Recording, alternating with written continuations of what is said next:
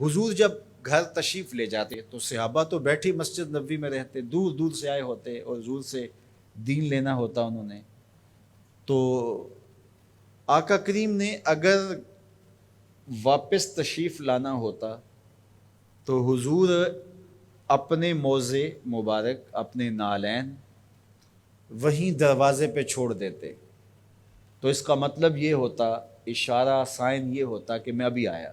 اور اگر حضور نے جا کے استراحت فرمانی ہے، دیر کے بعد تشریف لانا ہے، ایک نماز کے بعد گئے اب دوسری نماز کے وقت ہی آئیں گے، تو حضور نالین سمیت تشریف لے جاتے. تو جب حضور کے جوڑے پڑے ہوئے تو صحابہ سمجھتے کہ وہ آنے والے ہیں، تو پھر ان کی نظریں دروازے پہ لگی رہتی. تو اچانک جب حضور آتے تو وہ یہ لفظ بولتے، خرجنا رسول اللہ. کبھی کہتے کہ حضور طلوع ہوئے، کبھی یہ بھی کہتے طالع علینا، ہمارے اوپر طلوع ہوئے. تو یہ مختلف روایات حدیث میں ملتے ہیں. تو یہ کیا کہتے ہیں سنو ذرا. حضرت ابو شریح الخزاعی رضی اللہ تعالی عنہ فرماتے ہیں، خرج علینا رسول اللہ صلی اللہ علیہ وسلم فقال، حضور تشریف لائے، ہمارے درمیان جلوہ فراز ہوئے.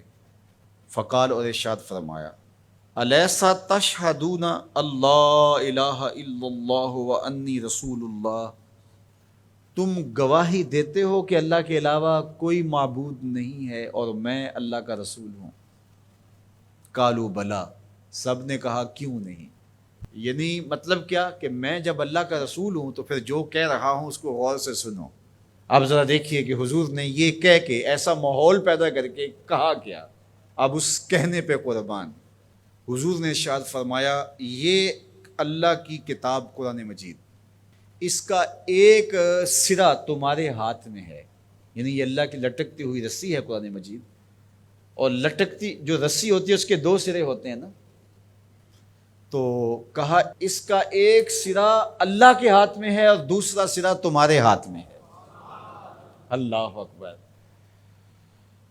فتمسکوا، اس کو مضبوطی سے پکڑ لو. دیکھیے یہ لائٹ جل رہی ہے نا، اس کے اندر تار لگی ہوئی ہے. تار کا ایک سرا مین پاور ہاؤس سے جڑا ہوا ہے اور دوسرا سرا اس لائٹ سے جڑا ہوا ہے.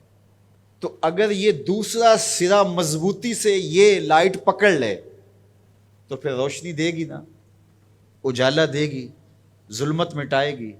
لیکن ادھر سے تو جڑا ہوا ہے، لیکن یہ ادھر سے نہ پکڑے تو بتاؤ روشنی ہوگی؟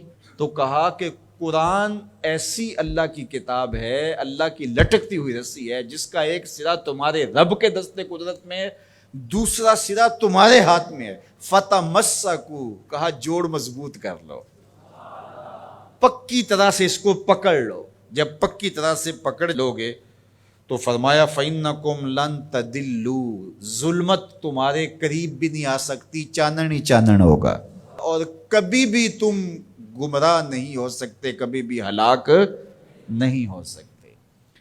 تو یہ راز یہ لائٹ پا گئی ہے، یہ راز یہ پنکھا پا گیا ہے کہ ایک سرا تو تار کا پاور ہاؤس سے جڑا ہے اور پورا کرنٹ آ رہا ہے، لیکن اگر ادھر سے اس کا کنیکشن کمزور ہو گیا تو یہ چل نہیں پائے گا، یہ روشن نہیں ہو پائے گی. قرآن اللہ کی وہ لٹکتی ہوئی رسی ہے جس کا ایک سرا تو رب کے دستے کرم میں ہے اور دوسرا سرا جو ہے وہ فرمایا تمہارے ہاتھ میں ہے. اور جب اس کو زور سے پکڑا ہوا ہو تو روشنی ہوگی نا.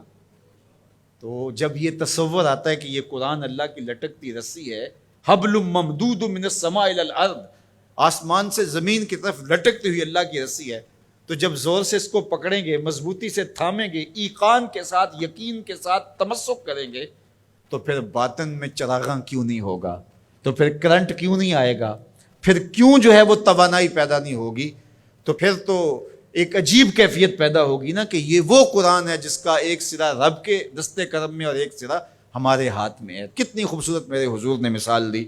تو اس سے ہدایت ہی ہدایت، نور ہی نور اور روشنی ہی روشنی نصیب ہوگی.